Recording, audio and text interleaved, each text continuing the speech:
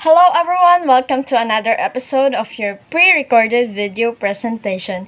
This is Jaivi Palar Gorpyu giving you the best learning online. So come on, grab your pen and paper, join me as we start. Now we are done in Unit 2, Letter A, Cognitive and Metacognitive Factors in Learner-Centered Psychological Principles. Now let's proceed to Letter B, which is the Motivational and Affective Factors. So the first one is the motivational and emotional influences. So what and how is learned is influenced by the learner's motivation. Motivation to learn, in turn, is influenced by the individual's emotional states, beliefs, interests and goals, and habits of thinking. So always remember that if you are emotionally disturbed, therefore there's a big tendency you will not be motivated.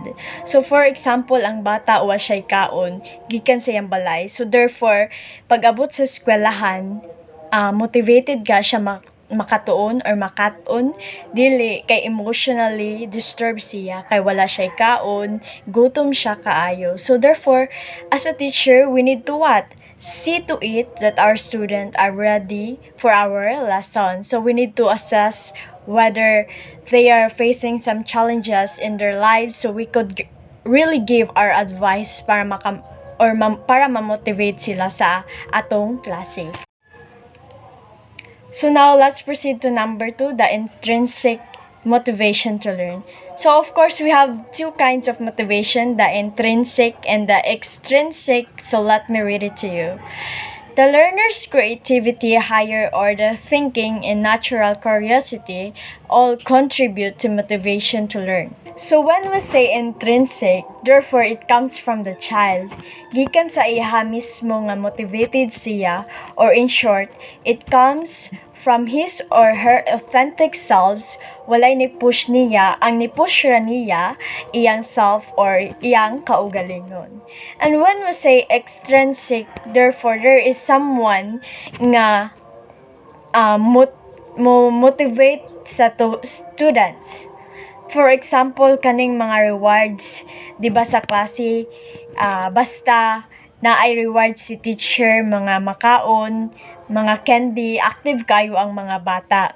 Motivated kayo sila, labi na yung teacher sige ra og ingon nga, very good, excellent, ug uban pa.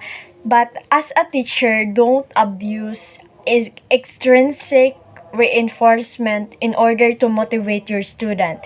Nga naman, magsalig na sila, di na sila mo participate kung wala kay makaon or praises nga ihatag. That is why let us make use of intrinsic motivation sa mga bata. Unsa man na siya mga ma-motivate sila intrinsically, ingnon nimo sige nga sa inyo pag-eskwela unsa di ay inyo gusto makabot. So ngano ni eskwela mo moingon na nga bata ayon nga, teacher, gusto ko mahimong doktor para makatabang og sa mga naisakit. So therefore we get question of ourselves, ma-motivate sila dayon ingnon nimo nga sige kay gusto man ka mahimo nga doktor, dapat maningkamot kag eskwela. So maminaw ka kay teacher, so therefore there's a big tendency nga ma-motivate ang bata intrinsically kay gusto man sila mahimo doktor, therefore maningkamot gud sila. So mauna. So next is the last one, number 3, effects of motivation on effort. So let me read it to you. Acquisition of complex knowledge and skills requires extended learner effort and guided practice. Without learners' motivation to learn, the willingness to exert effort, this is unlikely without coercion.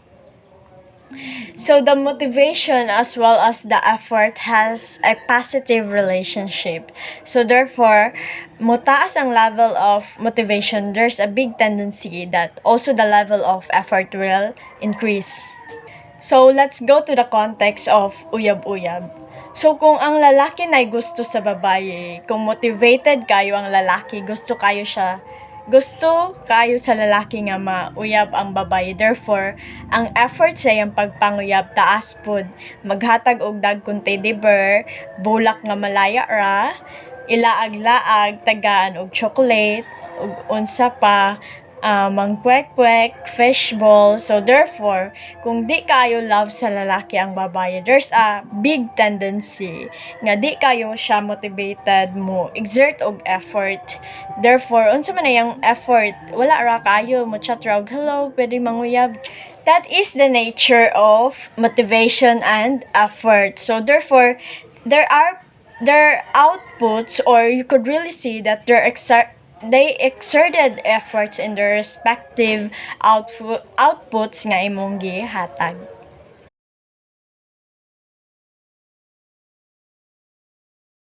So that's it.